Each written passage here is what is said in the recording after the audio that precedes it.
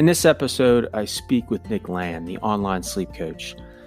His experience and background in fitness and nutrition evolved to becoming a sleep coach. He realized that sleep was clearly foundational to wellness, but also the complexity and the various influencers that impact our rest and the quality and quantity. We dig into a variety of the physiological effects, what those influencers are, the scale of issues nationally on sleep apnea. We also dig into his 4 pillars on how to work through your own personal assessment and understanding, the personalized approach to sleep, recognizing your chronotypes, some of the things you eat, think, and watch before you head to bed. So dig in. There's a lot of great information. We get a little bit in the technical side, but also there's a lot of great actionable information that Nick shares. And you can find all his information online. Sit back, enjoy, and look forward to your feedback.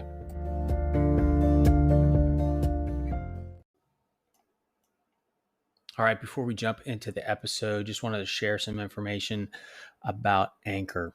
It's a great free platform for starting out a podcast. It's what I've been using, and it was a great turnkey solution for me to be able to focus on the primary mission of my podcast and not worry as much about how to get the word out, where to post, things of that nature. Anchor takes care of that for you. They distribute, they set up a platform that is easy to use with lots of tutorials. They give recommendations and coaching on how to even interview on your podcast to get you started. So I would encourage you to look into it, download the free Anchor app, or go to anchor.fm to get started. Now, on to the episode.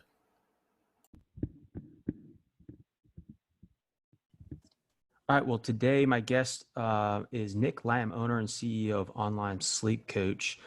Welcome, Nick. Thanks for having me. So I'm excited to have you on talking about sleep and the importance of it. And it's really, for me, one of the key foundational elements to why I even started this. For my own personal journey of wellness, was sleep was a key hurdle I had. And so really looking forward to understanding what you do and the value of sleep. So kind of to that point, people are listening and like, sleep, it's what we all do. What is a sleep coach and why would I need one? Yeah, absolutely. So definitely, I think a sleep coach is not something a lot of people hear a lot about or that they really resonate with. A little bit background on me quickly. I've been in the industry, health and fitness industry for many years. Originally a personal trainer and strength coach, obviously dealing with a lot of general population clients, people coming in and trying to lose weight, improve their performance, whatever it was. And what I found was, going through intake process with people and going through conversations with people, sleep issues were coming up over and over again. So obviously it was something I dove a little bit more into to try to be able to help the clients that I was working with. And really what I ended up finding was that most sleep issues, especially when you talk about chronic sleep issues, so people who have been dealing with sleep issues for a long time, tend to be pretty behavioral in nature, meaning the underlying behaviors, habits, thoughts tend to drive a lot of the sleep issues, especially when we talk about long term. So when we talk about behavior change and we talk about those elements, it links very, very well with coaching. So the way I view it is sleep requires coaching very similarly to other elements of health and wellness, whether it's fitness or nutrition. A lot of the same elements that go into coaching are also required for sleep. And when you look at the sheer amount of people that are really struggling with sleep, I think there needs to be more coaches who are kind of helping people through this process. Sure. So, and like you said, you come from a personal training perspective, so you get to see kind of the holistic aspect of an individual, and you mentioned the intake. So what were some of the symptoms? You kind of touched on a few of them, but or common challenges that folks have around sleep issues? Yeah, for sure. So, I mean, you have 2 camps really with this. So firstly, there was quite a few people that were just dealing with sleep issues in general, right? They were either having trouble falling asleep, they'd get fragmented sleep where they'd get awakenings during the night and they wouldn't be able to fall back asleep. They'd wake up pretty much immediately needing caffeine. They feel like they would be needing a nap at some point in the day. They'd feel fatigued during the day. They, wouldn't be able to focus. They feel that they would be a little more irritable, all the things that come along with sleep deprivation. And then the other camp is where people might not be dealing with a sleep issue per se, but their sleep could definitely use some optimization. Where, and what I mean by that is a lot of people in my experience tend to have this new baseline set where, they think it's normal to, immediately wake up and need caffeine and not feel rested, or, to have lulls in the day where their energy levels aren't really all that high. And it's just become the new norm, right? It's just the way it is, especially in the corporate space. I see that a lot. And it just becomes, again, this new norm. And, until you start having these conversations with people and asking some of these questions and digging a little bit deeper on their sleep and their sleep routine, people don't even realize how much better they might be able to function in all avenues of their life, really. Yeah, there's almost like a deeper meaning or physiological aspect to that tired. And a little bit of around, you mentioned corporate America, kind of the culture historically has been like, the more tired you are, it's like that water cooler talk, Yeah, it's like for sure. You're rewarded for, being up late and responding to emails, and then being up super early, also responding to emails. A lot of the things that still really exist within the corporate world of, I'll sleep when I'm dead, or sleep is for the weak. And as crazy as that sounds, there's a lot of that mentality still going around. And, you also have this very, very, very small subset of the population who can actually get by on less sleep. So they tend to be more efficient in their sleep cycles, and they can actually get by on around 6 hours pretty consistently. But the big caveat with that is less than 1% of the population. So for the people that are listening and think, oh, that's me, more than likely it's not. But I point that out because, there's people out there, especially in the corporate space, a lot of CEOs that will claim, or even the president of the United States, for example, will claim, they only get 3-4 hours of sleep and they get by and function just fine. Right. And that might be a case too, where even if they feel like they're getting by, there's a difference between getting by and thriving. And that's what I always try to explain to people as well. So. Yeah, it was a question for me is, you hear anywhere from 7 to 9 hours. Is that kind of your general baseline and target? It is in a way. I think much like most things in fitness and health, it really depends. So it is on a case by case basis. I think we are way too focused on quantity over quality. I think when the only measure of sleep health that people look at is duration, we lose sight of that quality of sleep, and we lose out on a lot of the other elements of how we can really, make the most of our sleep. But, duration definitely is one of the pillars that is important. And we know that when you shortchange the actual amount and quantity of sleep that you're getting, you're going to see some negative effects. But I think taking a step back to understand where this duration recommendation actually came from. So there were some studies where they looked at people and they were mapping them out over many years, and they were basically trying to find what's the link between sleep duration and mortality, right? How long you live, as well as a lot of other elements to that as well. And they were trying to control for all the other variables and try to isolate just sleep. And basically what they found was there was a sweet spot of sleep around 7-8 hours where there was the lowest mortality risk. And if you go below that, we see an increased mortality risk. And if you go above that, so I think one of the things we'll touch on is, is too much sleep a bad thing as well? And actually the greatest mortality risk was too much sleep. So when you go above that 7 to 8 hours, into the range of 10 hours, we also see some detriments as well. And I think part of the reason for that is when you start to see people sleeping 10, 11 hours, they're usually dealing with some type of chronic disease or some type of illness, and they're sleeping a lot longer. The other element to this of where this duration came from is there's some studies that have been done where basically if you take people out of the modern environment, right, technology, job responsibilities, all these things, and you just put them in as close to natural kind of the way things used to be many years ago, and you just kind of let them get a buffet of sleep, what people tend to crave physiologically is, again, in that 7, 8, 9 hours of sleep. But like I said, it's not the only element to sleep. And I never want people to get too focused on the duration, because what ends up happening too a lot with this is if people get too focused on the duration and they're not getting that duration, whether it's due to schedule or just, prioritization or whatever it is, they tend to view sleep very negatively, so sometimes it's better off only getting 6 hours of really good quality sleep where you're prioritizing the right things, as opposed to being in bed for 8 hours and kind of stressing and thinking you have to get this, necessary amount of sleep. So there's 4 pillars that I look at that are really important when we talk about what makes up healthy sleep. So the first is duration, right? That is one element like we touched on. The next is quality, right? So the actual depth of sleep, the electrical signature of the sleep, the depthness of the sleep, how much time are you spending in those deeper stages of sleep, which we can talk about. The third is continuity. And the fourth is regularity. And the difference between continuity and regularity is regularity pertains to really the consistent timing of when you go to bed and when you wake up, right? Pertaining to keeping a healthy circadian rhythm and how that impacts not only your sleep, but your overall health.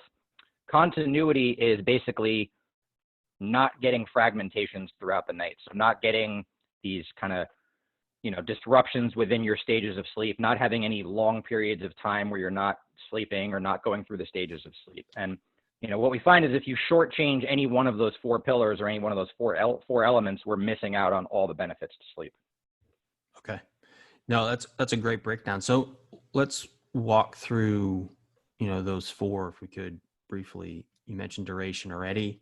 So quality, how do you determine or discern quality for yourself? You did say it's individualized, so there's some general rules of thumb, but how do you, as an individual, know, how do you feel? What should you expect to feel on a consistent basis? Yeah, so this is obviously the hardest part, and it's in a lot of ways it's subjective.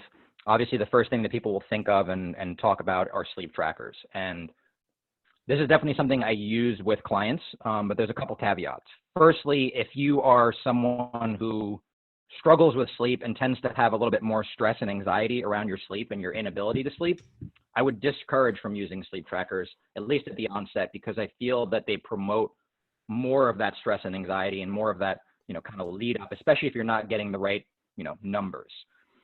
The other caveat is keeping in mind how accurate sleep trackers are, and they're getting a lot better. They really are. I feel like every day and every month they're progressing a little bit further. They're taking into account more variables. But the research to look at these things hasn't quite caught up to how the trackers have progressed. So we don't really know how accurate they are when you talk about distinguishing between sleep stages. Like how much time did you spend in, deep sleep stage 3 versus stage 2 versus stage 4 versus, it's a lot more murky. So it's very difficult to distinguish those sleep stages. When you talk about, the sleep trackers estimating sleep duration or distinguishing between non-REM sleep and rapid eye movement sleep, it tends to be pretty good. But once you start to get deeper, they tend to be just less accurate. And I think that will eventually change. And I think we'll get closer to that. But for right now, just keeping that in mind. So really the best way to look at quality is how you feel the following day, right? And how you function. And you have to find subjective measures that I think are important to you. So when I'm working with someone from a client perspective, I tie it to the things that are either necessary for their life or their job or their goals, the things that are important. But really just in general, do you wake up feeling rested, right? Do you wake up and immediately need caffeine, or do you have a natural sense of energy when you wake up? How sleepy do you feel during the day? Do you feel like you need a nap at, kind of that midday lull? Do you need caffeine in the afternoon to get through? Or do you have the ability to focus, especially as you get into the afternoon and into the evening? So all of those things, especially, cognitively, I think can tell you a lot about your sleep quality. And if you're really being honest with those things and tracking them, you could get a pretty good perspective of, the quality of sleep, especially if you're, say getting what you think is 8 hours, or you're prioritizing getting 8 hours of sleep and you're still waking up and experiencing those things throughout the day and in the morning, then you really want to be looking at the fact that there's probably some disrupted sleep quality there. And so there could be some kind of underlying health issue or something along those lines, whether it be stress or perhaps nutrition or what you're doing the night before as you prepare to go to bed. For sure, yeah. So, one of the benefits to sleep trackers or even tracking these subjective measurements is you want to create context. So, having all this information really doesn't tell you a whole lot unless you have context. So unless you have the context around, like you were just mentioning, what you did the night before, what did you eat? What was your sleep routine? What's your stress levels like right now? So the more things that you can get context around, you can really start to pinpoint what might be affecting your sleep in a negative way. One of the things that you touched on was, certain medical conditions. And I think this is always important to, point out, especially for me as being a coach. I'm not a healthcare practitioner. So there are a lot of medical conditions and what we call comorbidities that can impact sleep. And they're usually a bi-directional relationship where those things can significantly impact sleep, and sleep can impact those conditions as well, especially when you talk about a lot of psychiatric conditions. So, a big part of the screening process, assessment process for me is making sure that, none of these underlying medical conditions are really what's driving the sleep issues. So, for example, a big thing that is really under-focused on and under-emphasized that I talk a lot about with clients is sleep apnea. An estimated 90% of sleep apnea is going undiagnosed right now. Basically, sleep apnea, the common version of this is what we call obstructive sleep apnea. And it's basically a cessation of breathing in the middle of the night. It will often cause snoring. It will cause daytime fatigue. You'll often wake up with a dry mouth. You'll often wake up with morning headaches. So if you're experiencing any of those things, snoring, especially chronically, is not normal. And I think this is something that, has been put out there too much, and too many people snore. So we just kind of think of it as, well, I'm a snorer, right? But there's a reason typically why you might be snoring. So that's just one example of, if apnea is the underlying condition, apnea comes with a lot of serious health risks, in addition to obviously negatively impacting your sleep and your energy levels and all of these other things. So, going to see a medical professional and getting the apnea treated would be the first step. So just, kind of that caveat that you want to make sure there's no underlying medical conditions. Sure. So real quick, you mentioned the different tools out there now. Do you use one yourself just to kind of test these as a sleep coach to assess the validity of some of these tools? Is there one you use particularly?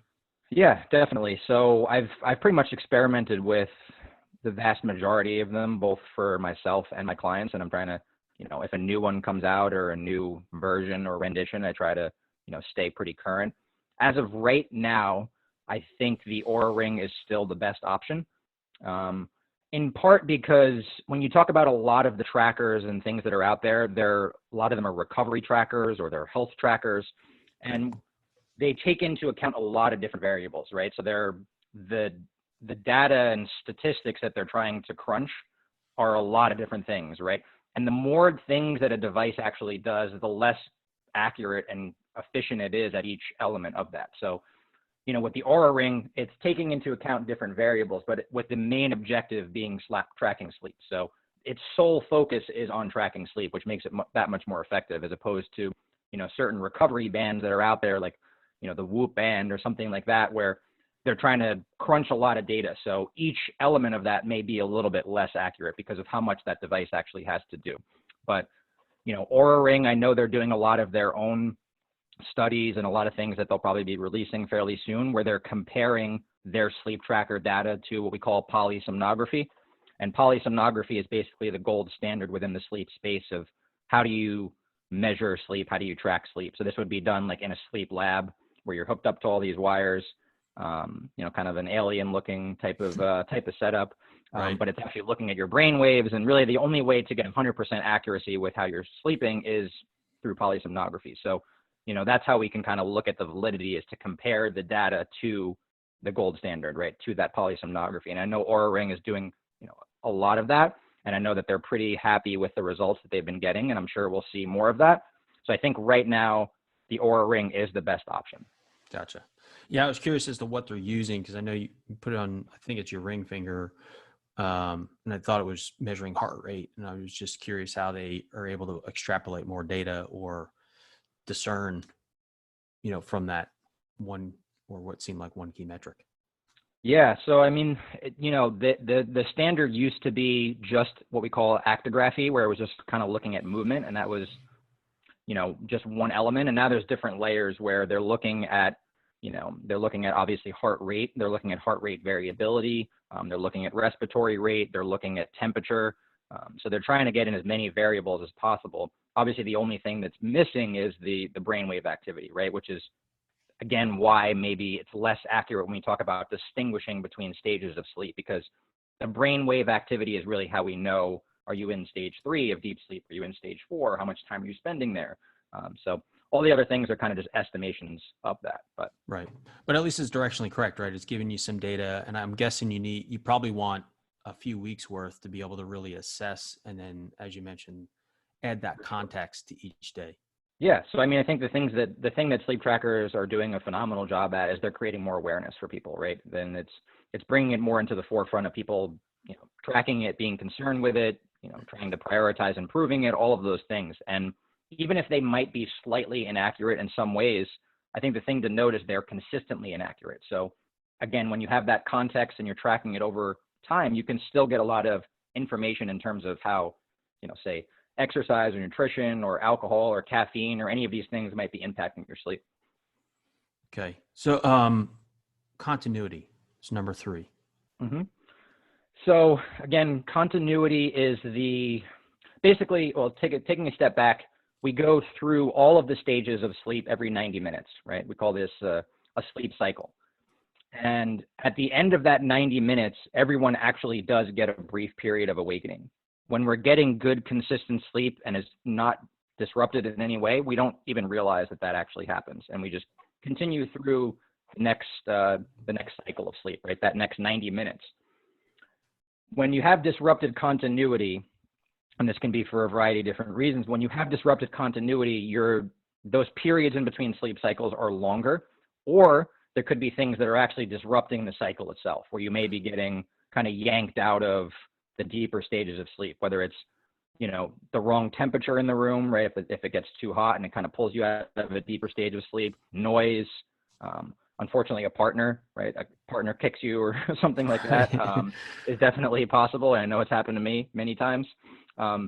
So that's the continuity aspect. You want to try and control for as many variables as you can to keep your sleep cycles, uninterrupted.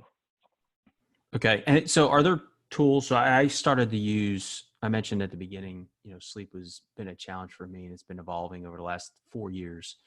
And I recently started using weighted blankets. Mm-hmm. So any thoughts on that? To me, it's felt like it's helped with my continuity, where I'm not moving as much. I'm not I guess that the 90 minutes I probably would wake up and roll over and kind of wake up and then go back to sleep. Sure. Yeah. I mean, anecdotally, I've seen pretty good results with weighted blankets. I haven't really had anyone say that it affects their sleep in a negative way. So whether even if it's placebo and people just anticipate that it's helping their sleep and sure. It decreases, I think a lot of what the weighted blanket will do too. We talked about at the onset of how, a lot of sleep issues are very behavioral, whether it's like a lack of confidence or believe it or not, from an evolutionary perspective, sleep is a very vulnerable state for us. So I think evolutionarily, anything that makes us feel more protected while we sleep actually plays a big role as well. So I think that's part of where it comes into play. And then, limiting, maybe excess movement or like you mentioned. So I think there's a lot of reasons why it could potentially be beneficial, and it would be hard to pinpoint exactly what it is. But again, in my experience, I haven't had anyone say anything negative where it's disrupted their sleep. So yeah, it wouldn't maybe necessarily be the first thing that I would go to. I'd rather try to, kind of figure out what some of the underlying, behaviors and things might be, but definitely can be valuable. Yeah, I can see the psychological aspect of just kind of comfort, right? Which is de-stressing, which then enables probably a better chance to fall asleep well. For sure. I mean, there's even, I've even heard certain sleep experts, talk about when you're distinguishing between what side to sleep on. If you're a side sleeper, that sleeping on your left side with your heart actually facing down, it makes you feel more protected. So, from an evolutionary standpoint, again, a lot of things can be viewed through the evolutionary lens, I think, and especially sleep. When we look at the way we used to sleep in the environment and the environmental cues that we used to get that we no longer get in modern technology, we can see why there'd be a lot of issues. And then again, that protective, feeling of vulnerability aspect as well really links well from an evolutionary perspective. So number 4, regularity. So regularity, and I didn't do this in any particular order, but if we were going to put them in order, especially when you're starting the journey to try to improve sleep, regularity is probably the single most important factor. The reason is one of the governing mechanisms for how you sleep, how well you sleep, and really your overall health is circadian rhythms. So without going too deep into the weeds on circadian rhythms, basically the circadian rhythm is an internal 24-hour or relatively 24-hour clock that we all have.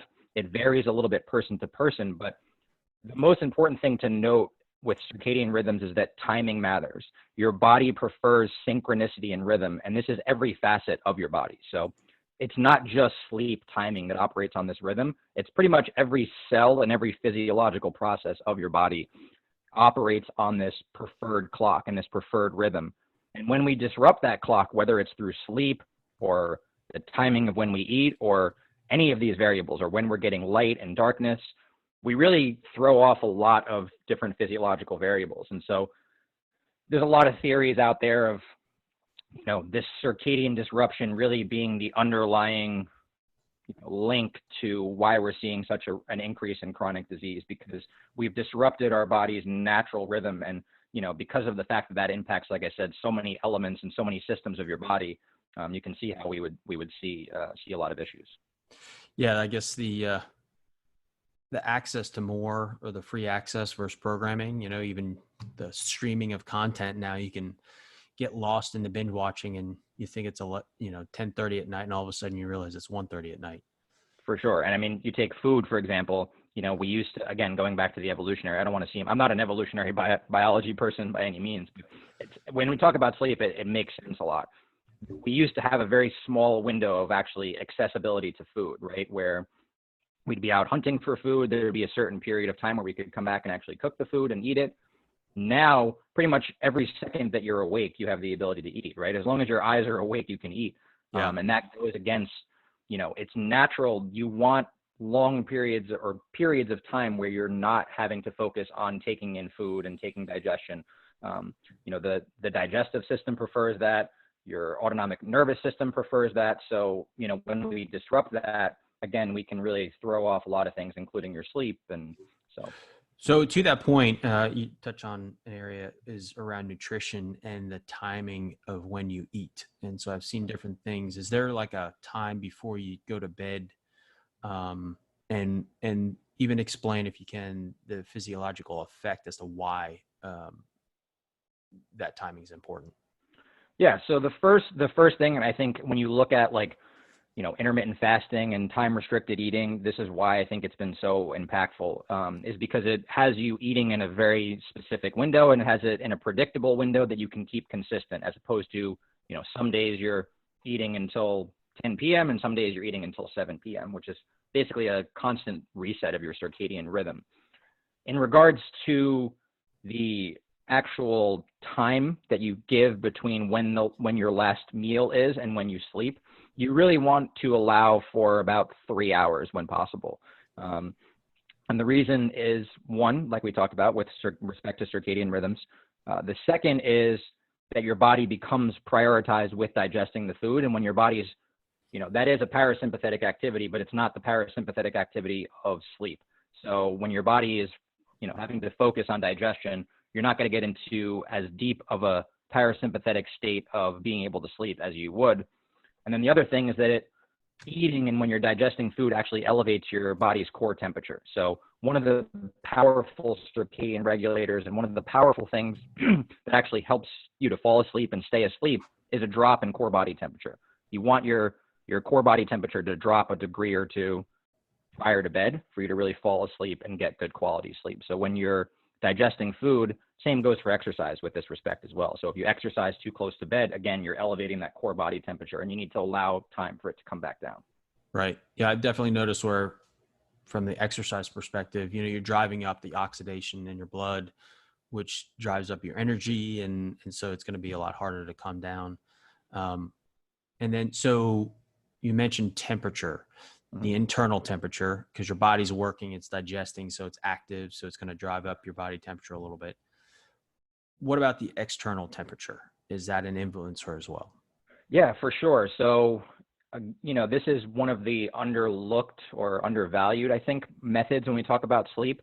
So we're learning more and more, and we're finding that temperature is a really powerful regulator of your circadian rhythm as well. Obviously, light is the primary, but temperature is a really powerful regulator as well. If we go back to the example of evolution and we go back to the way things used to be, as the sun would rise in the morning, temperature would go up, right? The external temperature would go up, even if it was only a few degrees. So that would kind of cue your system and your physiology to wake up. And then as the sun would set, the temperature would drop a few degrees as well, which would be another one of those cues that would signal, it's time for rest, it's time for sleep. And we're pretty much always in controlled thermostat environments now, and the temperature is usually set pretty much the same. So we're basically skipping out on that cue, which can be a really powerful cue. So what I find when I talk to people is that the ambient temperature of their house, apartment, bedroom is typically much too high. So what I usually recommend is, you want to be in the range of like 65 to 70 degrees. If you're the type where you've had it at 75, you might want to make that drop a little bit more gradual, so it's a little bit easier. You don't want to be cold, obviously, going to bed. But I think another thing that's important is to not just drop the temperature right when you're going to sleep, but make it gradual. Make it similar to what we would experience in the environment, where maybe you drop it a degree, every hour in the 3 to 4 hours leading into bed. And I think that'll be a more natural kind of cue and a more natural process. There's other things that you can do as well, hacks that will basically simulate that core body drop. A warm bath is actually one of them, a warm bath or a warm shower. And it's for the opposite reason that people think. So, people think that if they take a warm bath or a warm shower and they sleep really well after that, it's because they're feeling all warm and cozy. But actually what ends up happening is, as all the blood is pulled to the surface, you get a decrease in your body's core temperature, right? On the surface, superficially on the skin, temperature might be increased because you're getting blood flow pulled there. Your core temperature actually drops because of the blood being pulled away. So that's a powerful thing you can use as well. Interesting. I didn't realize that it was actually, even though you feel warm, like you said, it's actually physiologically doing the inverse. The opposite of what you think. Yeah. Wow. Interesting. So we touched a little bit on the physiology. What are there some other things maybe that we would not normally consider as it relates to sleep? What are some of the unknowns that people may not be aware of? I think there's a lot of things here and a lot of possibilities, and there's some myths and misconceptions that are out there. I think usually the thing that people don't talk about a lot. So when people talk about trying to optimize their sleep, it's very focused on technology and limiting technology, which is super important. We can certainly talk about that. But first, which we've already started to talk about, is the circadian rhythms and just how important timing really is. And I think we're really missing the boat on this. So there's what we call chronotypes. So chronotype is basically your genetic preference with respect to circadian rhythm. Now, we all have a little bit different variation of this, and I think this is pretty intuitive for most people, right? We've heard the night owls or morning larks. And when you're on the extreme of those, I think you pretty much know. It's when people might be somewhere in the middle, and then there's chronotypes that are somewhere in the middle as well. But we don't have to spend a lot of time going into each one, but knowing and understanding that there are these chronotypes and these preferences with respect to your circadian rhythm, figuring out which one you are. And then really what you're trying to do is match as many variables as you possibly can. And so the big variables here are light and darkness, temperature, like we talked about, exercise and movement, and nutrition. And basically what we're trying to do with all these things is keep them as consistent as possible. Again, your body likes synchronicity, it likes rhythm. So when you keep all of these variables very consistent, it's going to do wonders not only for your sleep and your sleep quality, but your overall health. So I think People have heard circadian rhythms. They might know that exist. They know how important light is and blue light. But I think understanding just how encompassing the circadian rhythm is and how important that timing is, I think we're really missing the boat. The other thing, and again, this is partly why I provide coaching, is those underlying behaviors are really important. So I think the behavioral aspect to improving sleep is really not talked about a lot. And there's a couple things that fit under this bucket, but first is just your thoughts and perceptions around sleep and how powerful that can be, especially if you've been struggling with sleep for a while. If you have a negative perception around your sleep and your ability to sleep, if you don't address that first, all the other hacks and all the other things are going to be much less impactful. So mindset matters. Mindset matters 100%. And I find this over and over again. People, lose their confidence in their ability to sleep when it's been a long period of time. So I think trying to restructure your thoughts is really important. People also dramatize their sleep experience a lot as well. So obviously we know sleep matters and we know every night of sleep matters. But when you start to get into the dramatizations of, oh my God, if I don't get 8 hours of sleep tonight, I'm completely ruined. Again, there's other pillars, right? Try to check one of those pillars. Try to check one element of this and just start to move the needle forward a little bit. So even if you only got 5 or 6 hours of sleep, if it was good, uninterrupted quality sleep, that's still a win. So build those small wins. And if you find yourself thinking any of those dramatizations, just try to be honest with them, right? Try to take a step back and look and be like, I may be kind of blowing this out of proportion a little bit. I'm still going to be able to function the next day. I'm not going to get fired from my job. I'm not going to, right? Don't over dramatize. And I think that's really underestimated. The other thing that I'll talk about under that behavioral bucket is what we call stimulus control. And this is probably one of the most powerful things that I've utilized with clients. And basically, stimulus control is the idea of keeping the association between your bedroom, as being places of sleep and only sleep. And I know this, may even seem, pretty intuitive, but most people are not practicing this. So what I mean by this is first and foremost, let's just talk the bedroom.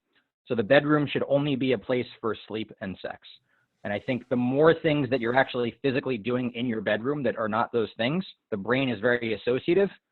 So if you're doing work, if you're doing any other activities in the bedroom, you want to basically make your bed a sanctuary for sleep, or your bedroom a sanctuary for sleep. Same goes, taking that a step further, same goes for your bed. So I think people do too much of their relaxing and winding down lying in bed, reading in bed, scrolling through social media in bed. All those things are completely fine. If you like to read and it helps you wind down, I think that's perfectly acceptable, but I wouldn't do it in the context of being in bed. Again, the brain is very associative. You basically want to make it so that, your brain knows as soon as you are physically laying in bed, it's just time for sleep and nothing else. It may not seem like much, but it's very, very impactful. And when you build up this powerful stimulus control, for me, I've been working on it for quite some time. And it's to the point where, my wife is really a pillow talker. She likes to talk about the day as soon as we're lying in bed. Yeah. And most of the time I fall asleep on her because it becomes that powerful of a trigger where if I'm in bed and my head hits the pillow, that's it. It's game over. Yeah, no, I think that's a great point. The mindset piece, what you're doing beforehand, and the association. It's been under review for us too, is where we've gradually decoupled things. And today with the technology, not just the blue light, but what the content is. If your phone is right there and you happen to get an email that pops up and it's work related, you just drove up your stress levels up 100%. 2 seconds before you hit the pillow, which is the worst possible thing. Yeah, that's 100%. It's a really good point, because the blue light is only one element, but I think probably what's even more disruptive with the technology is that it's anxiety provoking, right? I mean, if you take social media, for example, social media is basically just a way to make people feel shitty about themselves, if you really think about it, right? Because, I mean, if you're not feeling great in that exact moment for whatever reason, right? Maybe you had a poor day at work or whatever it is, and you hop on social media before bed and you see someone just highlighting the highlights of their life, right? The best parts of their life or the best things of their life. It's inherently going to make you feel even more crappy, right? And produce stress, produce anxiety. And those are, any activations of the arousal system prior to bed are going to work against you. Even mild mild arousals are gonna really work against you. So. Yeah, and we mentioned already, TV's been around for a long time, but with the accessibility of content and the type of content, even recently we started watching a show, and it's kind of an intense drama, and then we realize it's 11 o'clock and it's time for bed, and we just watched this intense thriller thing, and it's like, okay, I'm not really going to sleep anytime soon.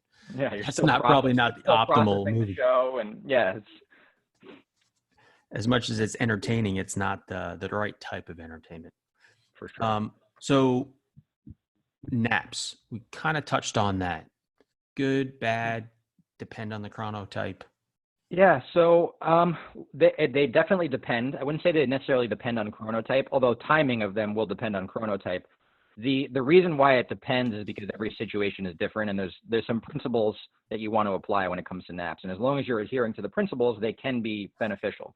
So the first thing is, if you are currently struggling with sleep in any way, especially falling asleep, I would discourage you from napping.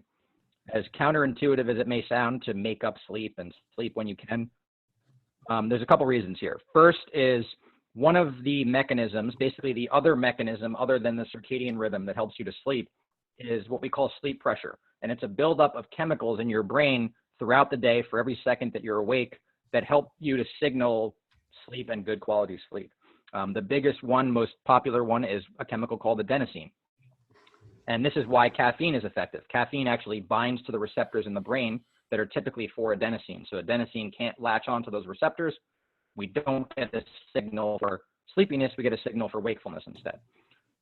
With respect to naps, when you're napping, you're depleting those adenosine levels, which if you're allowing enough time for them to build back up, it can be okay.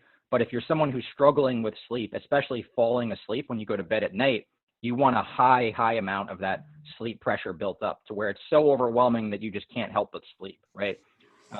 Even some of the methods that will be used in certain behavioral techniques with sleep is what we call sleep restriction.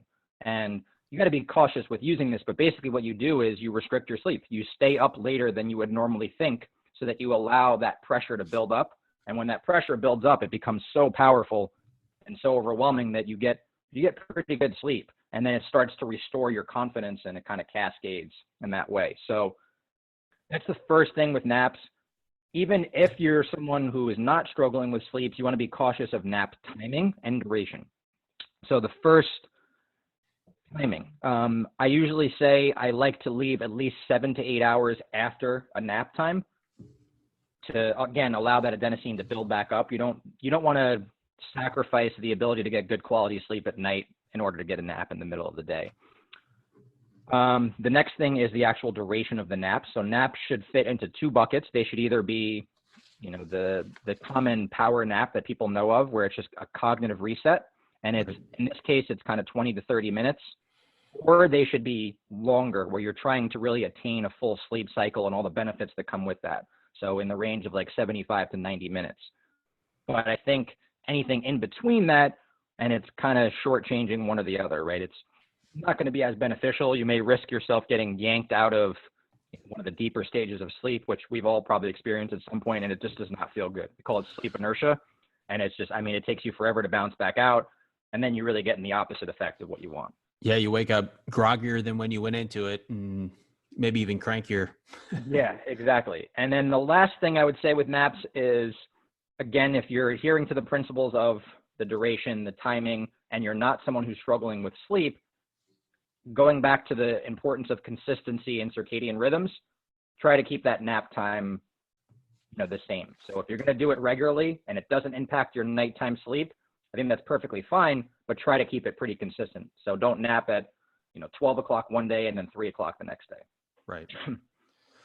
Well, Nick, this has been full of great practical information. Just a quick summary on the pillars. So you've got duration is 1, 2 is quality, 3 is continuity, and 4 regularity. And so summarize, habit, consistency is key. And then I guess it's personalized. So it's keep trying, right? And then give yourself a little bit of grace. For sure. on around those metrics, right? I think you said don't over dramatize one over the other. There's multiple levers within this. And if you can achieve one or more, it might be a W towards that progress to better rest. So I'll end with a couple questions, but what are practical 2 or 3 quick hit things that people can do immediately after listening to this? Yeah. So the first is take an honest assessment of the behavioral side of things. So practice the stimulus control right away, right? So try to make your bed and bedroom shrines and sanctuaries for sleep and only sleep, and try to eliminate the things that you're doing. The next is circadian rhythms. So figure out what your chronotype is, and I can send you some resources that we can include for people to help kind of identify what that chronotype is, and then try to line up some variables. So try to keep your light exposure consistent, try to keep your food timing consistent as much as you possibly can, and you're going to see really big improvements. The next thing is, I think breath work is incredibly impactful. So I will sometimes have people do some paced breathing right before bed, and I find that it does wonders. So I usually will do like a 4-8 breath work. So 4-second inhale, 8-second exhale, 4-second inhale, 8-second exhale. You always want your exhale to be a little bit longer to induce that parasympathetic response, but do that in the 10 minutes before bed. The last thing I think that's really impactful is journaling. So this kind of ties in with the behavioral side of things as well, where there's something about getting your thoughts and worries and to-dos on paper, where if they're written down, you're less worried about them when you're actually trying to sleep, because it's very counterintuitive. The only time we really get to think about things and process things is when our head hits the pillow, right? That's when we think about everything we have to do, and it's when we do our most thinking, but it's when we want to do the least amount of thinking. So implementing some journaling where you're actually getting these things down on paper, I think makes a tremendous impact. Great. So last 3 questions, more personal, but what are you reading right now? So I am reading, I'm in the process of creating an online sleep course, 2 products actually, one of which is a consumer-based product. It's called the Simple 6 to Sleep. And the other is a course. It's called the Certified Sleep Coach course. So it's helping other coaches actually go through this process of sleep. So I'm currently reading, I forget the name of the author, but I'm currently reading a book. It's called The Launch. It's the product launch formula. So it's, kind of going through the process of how do you actually launch a digital product and build up that way. I'm also reading David Sinclair's new book as well. I'm pretty obsessed right now with kind of the aging space and the idea of, understanding more about ways that we can promote health span and lifespan. So. Great. What are you listening to right now? Music or podcast? I'm usually a big podcast person, and I pretty much exclusively will listen to podcasts, especially commuting places or driving places. But being quarantined right now, I am pretty much sticking to music, and finding that it helps really to kind of get me through the days. So Sure. I'm leaning more towards music right now. So for you personally, what is one of your go-to rest and recovery methods? So I touched on breath work already. I think this is something that's been incredibly beneficial for myself and my clients. I like it because it's a very low entry point for everyone. Everyone can implement it right away. And it's incredibly beneficial in a lot of different ways. The other thing is meditation. And I think this is something that I talk a lot about with people is I think people have a negative context or a negative vision of meditation, where they only view meditation as being mindfulness. So they try to only empty their mind, which even mindfulness is really not trying to do that. So I think it discourages a lot of people from actually meditating. When they try to do mindfulness, they try to empty their mind, which is impossible. Right. And then they suck at it, obviously, and then they just stop meditating altogether. So understanding that there's a lot of different elements to meditation, visual imagery, there's a lot of different facets that can play into it that I think are super beneficial. So exploring, different sides of meditation. Awesome. Well, again, Nick, grateful for the time. Again, you gave a lot of great information, a lot of great practical information. How can they find you? Yeah, so I'm on all the major social media platforms as the online sleep coach. Instagram is, one word, the online sleep coach. Facebook is the online sleep coach as well. onlinesleepcoach.com. For if you're a coach or practitioner, again, I'm going to be launching a course coming up soon, and the website for that is sleepcoachcourse.com. Great. And we'll include all that in the show notes and any other links around, you mentioned Chronotype and other good information. So again, Nick, thanks for the time. Have a great one. Absolutely. Thanks for having me. Take care.